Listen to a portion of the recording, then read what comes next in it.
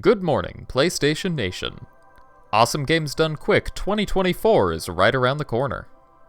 We wanted to highlight the PlayStation runs that will be in the upcoming event, so we sat down with A Bug's Life runner Zik3 to ask about his excitement for his upcoming runs.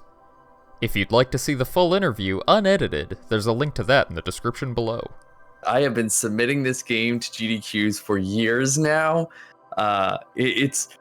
I'd say like maybe last GDQ or the GDQ before, it was starting to just become this grand thing where like people I didn't even know were like, Zik with Bug's Life, he's been trying for years. I don't even know these people. So I'm so glad it finally has its time to shine. Zik first submitted a run to the Bug's Life leaderboard in May of 2020.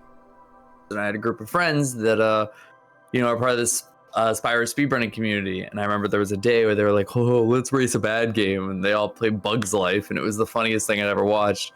And so I was like, I kind of want to try Bug's Life too. So I did like some channel point reward on my channel. I was like, I'll do a speed run of it, and then I learned it, and I was like, hang on, this is kind of fun actually. And it kind of evolved from this joke and a meme to like, wait, this is actually really fun. I'm really liking this game, and it kind of just grew from there. But the game is, I always say, it's not the best casual playthrough experience, but one of the most fun speedruns I've done. His history with speedrunning is much older than that. Yeah, so what got me into the hobby in the first place was, the first one I ever watched was Final Fantasy IX by Spike, Vegeta, and Poexel at, I want to say it was like AGDQ 2013. It was a 2-part run. And that was my first kind of introduction to speedrunning. And one of the first games I ever wanted to learn was Sly Cooper. I grew up loving Sly Cooper, all 3 games and whatnot. So that's almost, in terms of PlayStation games, where I kind of started, was learning Sly 1. Yeah, and I've kind of just gone from there. I went from Sly Cooper, like I said, I've done some Spyro, OGN, Reignited Trilogy runs. I've picked up Bug's Life. PlayStation speedrunning can be finicky. It's still something I love. And my coworkers to this day still wonder why I have like 4 PS2s next to me and 2 PS3s. I'm like, every game needs a different one. Zik went on to talk about how his GDQ experience has changed over the years. My first GDQ ever was, I want to say it was like AGDQ 2015. I had a friend that was already kind of like knew people in the scene and whatnot, and he was a friend when I went to college. We played like Yu-Gi-Oh together, and I remember there was a day where he was like, "You guys want to go to GDQ with me?" And I was like, "You can go." I thought it was this like secret invite only club. I was like, "We can go?" He's like, "Yeah, here's the link. I know." So it was kind of like my first GDQ was just like shadowing my friend along. Like, I don't know anybody, but this is cool. And over the years, I've met especially from running so many games and branching into different communities, I've met so many people. And, for me now, it's like a reunion of friends, and that's kind of the thing I look forward to the most. A Bug's Life isn't the only game that Zik will be running in GDQ. In the last SGDQ, Zik ran Final Fantasy IV Pixel Remaster, and for this event, he is the last scheduled run of the marathon with Final Fantasy V Pixel Remaster. I've always been a Final Fantasy nut. It's my favorite series. It means the world to me.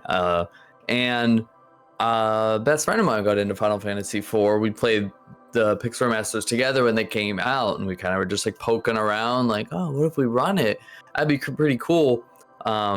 And started making some notes for it and just kind of got hooked on it there. There's an event that goes on every year called the FF Relay, where they get, 3 teams doing a relay race over a weekend through every single Final Fantasy.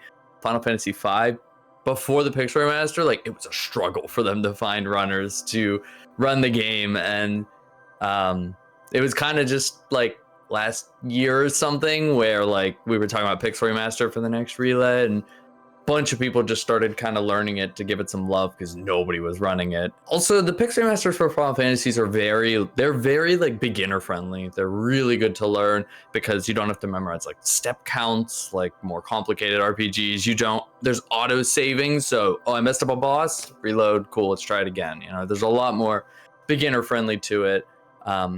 Because I know sometimes with games like that, old SNES games with like seed manipulation and step counts can be very daunting and very scary for a new person to try and jump into. After GDQ is over, Zik is considering still pushing for the Bugs Life world record, but it will be a tough one to beat. I might keep pushing a little bit because I have been really trying to get world record in the game, but when you start to play Bugs Life at a very high level, we'll say, there's a level of RNG that comes with it. There's an infamous double jump up the wall trick in Riverbed Canyon that feels completely random half the time. There's things to like in the city entrance level. There are bug spawns and they're like paths they walk, which is kind of random, and time losses like that just kind of add up.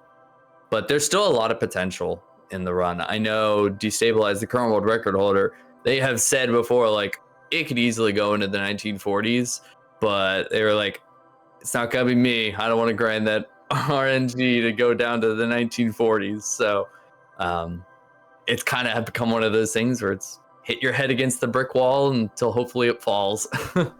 Finally, I like to ask everybody about their thoughts on the future of speedrunning.